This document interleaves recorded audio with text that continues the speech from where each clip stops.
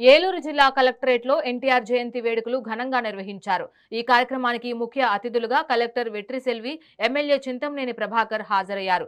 ఎన్టీఆర్ చిత్రపటానికి పూలమాలలు వేసి ఘనంగా నివాళులర్పించారు. పార్టీ స్థాపించిన కేవలం 9 నెలల కాలంలోనే ముఖ్యమంత్రి పదవి చేపట్టి నాడు పేదల సంక్షేమానికి, రాష్ట్ర అభివృద్ధికి శ్రీకారం చుట్టిన ఏకైక మహోన్నత వ్యక్తి ఎన్టీ రామారావు అని ఎమ్మెల్యే కొనియాడారు.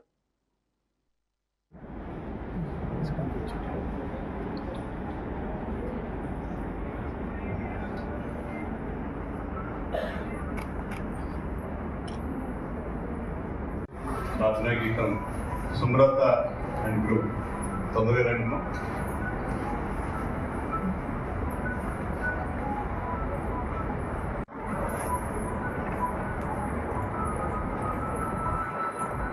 ఈరోజు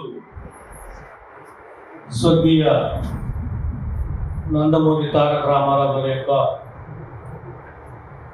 103వ జయంతి సందర్భంగా అధికారికంగా ఏలూరు జిల్లాలో ఏర్పాటు చేసినటువంటి జిల్లా కలెక్టర్ గారికి, జాయింట్ కలెక్టర్ గారికి, ఆర్డీఓ గారికి, జిల్లా ఉన్నతాధికారులకు, ప్రజాప్రతినిధులకు అందరికీ కూడా హృదయపూర్వక నమస్కారాలు. ఈరోజు ఒక మహనీయుడి యొక్క జయంతి.